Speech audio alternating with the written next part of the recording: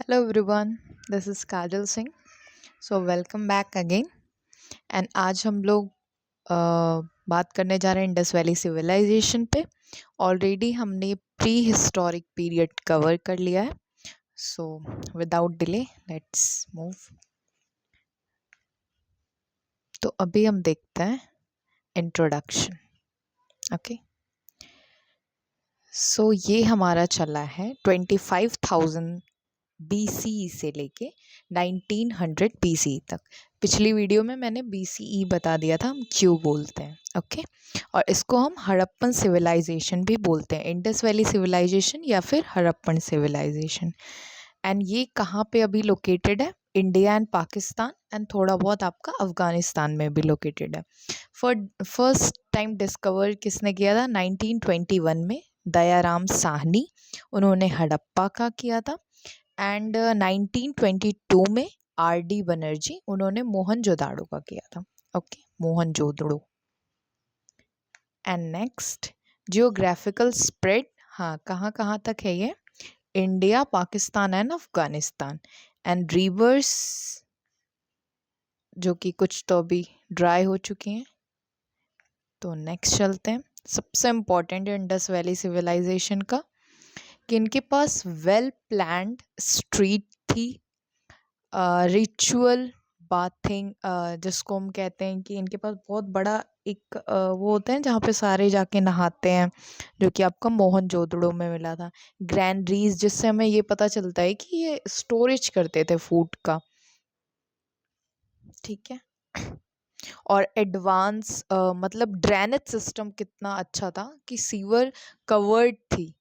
अभी भी हमारे बहुत सारे ऐसी सिटीज़ हैं जहाँ पे ड्रेनेज सिस्टम अच्छा नहीं है, बट इनके पास एडवांस ड्रेनेज सिस्टम था. और एग्रीकल्चर में क्या क्या हम कहाँ तक पहुँचे थे? वीट, बार्ली, लेंटिल्स, कॉटन, सारी चीज़ें होती थी. डोमेस्टिकेशन, कैटल, बफेलो, शिप, गोट, ये सारी चीज़ें. और ट्रेड तो मीसोपोटामिया तक होता था. एविडेंसेस हमें मिलते हैं वहाँ से भी, क्योंकि हमें काफ़ी सील्स वगैरह मिली हैं. सील्स इन द सेंस कि कुछ सैम्बल्स होते हैं ना, जो कुछ किसी हार्ड स्टोन या किसी एक मेटल पे बनाए गए होते हैं, तो वो सारे मिलते हैं. एंड हमें पता चलता है समर, उसका मतलब होता है, समर का मतलब लैंड ऑफ सिविलाइजेशन. ठीक है, तो ये एविडेंस हमें मिलता है उन सेल्स के थ्रू कि कितने सिविलाइज थे उस टाइम के लोग. नो एविडेंसेस ऑफ कॉइन्स का कोई एविडेंस नहीं मिलता, बट बार्टर सिस्टम था. बार्टर सिस्टम का मतलब होता है कि चीज़ों के बदले हम चीज़ ही देते हैं. जैसे बहुत पहले आपके पास गेहूं है, सामने वाले के पास चावल है, मे भी आपको चावल की ज़रूरत है और सामने वाले को गेहूं की ज़रूरत है, तो हम उसकी वैल्यू के हिसाब से उस चीज़ को एक्सचेंज करते हैं. मान लो आपका गेहूं कम का मिलता है, उसका चावल महंगा है, तो हम गेहूं को ज़्यादा देंगे, चावल को कम. इस तरह से ऐसे करके चीज़ों के बदले चीज़ें दी जाती थी. इसको हम बार्टर सिस्टम कहते हैं. ओके, नेक्स्ट आते हैं हमारा सोशल एंड रिलीजियस लाइफ उनकी कैसी थी? वेल ऑर्गेनाइज था. मतलब आप एक तरह से कह सकते हो अर्बनाइजेशन हुआ था. No clear evidence of ruling king, कोई रूलिंग किंग नहीं था, यानी मोनार्की नहीं थी. और कोई भी सेंट्रलाइज गवर्नमेंट नहीं थी, यानी कि आप ये भी नहीं कह सकते कि डेमोक्रेसी थी. वैसे हम कुछ भी एग्जैक्ट नहीं कह सकते इंडस वैली सिविलाइजेशन के बारे में, क्योंकि उस टाइम पे हम नहीं थे और ये पूरा का पूरा सिविलाइजेशन डिक्लाइन हो चुका है, अभी नहीं है. हम सिर्फ अनुमान लगा सकते हैं. अभी हम इसके डिक्लाइन के बारे में भी बात करेंगे. इस टाइम पे ये लोग पूजा करते थे पशुपति की, जिनको हम शिवा, हमारे इस टाइम पे हम उनको शिवा की मूर्ति भी कहते हैं, शिव जी की मूर्ति. एंड स्केर्ड एनिमल्स, इसका मतलब होता है कि ऐसे एनिमल्स जो किसी रिचुअल या किसी रिलीजियस से स्पेशली कनेक्टेड हो. जैसे कि अभी हम हनुमान जी की पूजा हम मंकी को देख के भी कर सकते हैं, एलिफेंट को हम गणेश जी मानते हैं, इस तरह से.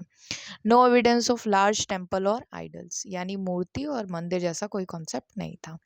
अब हम आते हैं हाँ इनकी डिक्लाइन की थ्योरीज. कुछ आपके इनमें कंट्रोवर्सीज हैं काफ़ी, तो ऐसा कुछ भी नहीं है इनमें से कुछ भी सही हो। और भी करंट में तो ये भी बताया गया था कि न्यूक्लियर बॉम्ब कुछ ऐसा हुआ होगा, तो मे बी कुछ भी हो सकता है।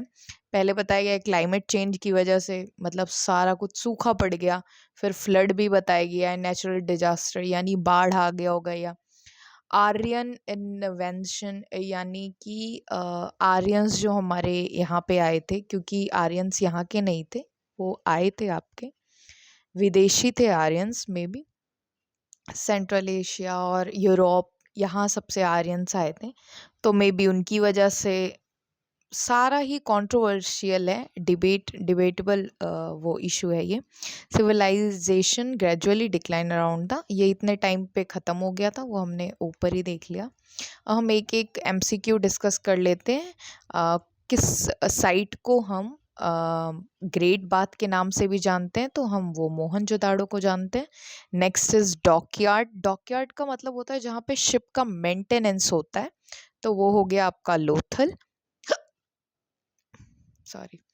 And next is largest Indus valley civilization site कौन सी सबसे बड़ी है, वो राखीगढ़ी है।